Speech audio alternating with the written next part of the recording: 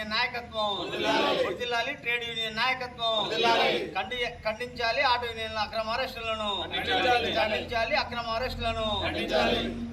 ఈరోజు నందికొండ మున్సిపాలిటీలో ఉన్న పలు ఆటో కార్మిక సంఘాల నాయకులను తెల్లవారు 4 గంటల నుంచి అరెస్ట్ చేయడాన్ని మేము బీఆర్ఎస్ పార్టీ తరఫున ఖండిస్తున్నాం. ఎందుకంటే ఈ యొక్క కాంగ్రెస్ ప్రభుత్వం వచ్చినాక మహిళలను, మొన్న జరిగినటువంటి మెప్మా మహిళలను, ఆశా వర్కర్లను, ఏదైతే వాళ్ళ హక్కుల కోసం పోరాడుతున్నారో టీచర్లను, ఇవాళ ఆటో కార్మికులను, ఈ విధంగా ప్రతిరోజు ఎవరినో ఒకరిని అరెస్ట్ చేసి వాళ్ళ ప్రతాపం చూపిస్తున్నారు. ఇది సరైన విధానం కాదు.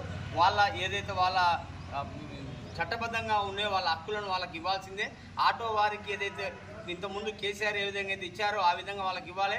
ఇప్పటికే బస్సు ఫ్రీ పెట్టి ఆటో యూనియన్ డ్రైవర్ల బతుకు మొత్తం చిద్రావందనం చేసినారు. ఈరోజు అక్రమ అరెస్ట్ చేసి ఇంకింత వాళ్ళకి ఇబ్బంది పెడుతున్నారు. దీన్ని మేము తీవ్రంగా ఖండిస్తున్నాం. రాబోయే రోజుల్లో ఆటో డ్రైవర్లకు మద్దతుగా స్థానిక టీఆర్ఎస్ పార్టీ ఉంటుందని ఈ సందర్భంగా తెలియజేస్తూ, మరి నిన్న జరిగిన ఏదైతే ఎఫ్ఐఆర్ ఏందో కేటీఆర్ గారి అరెస్ట్ను మేము తీవ్రంగా ఖండిస్తున్నాం.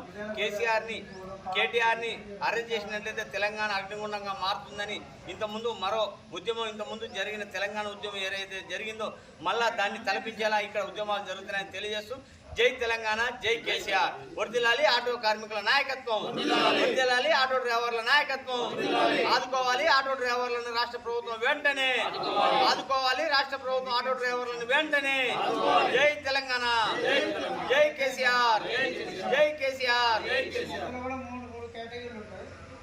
3500 ఏమో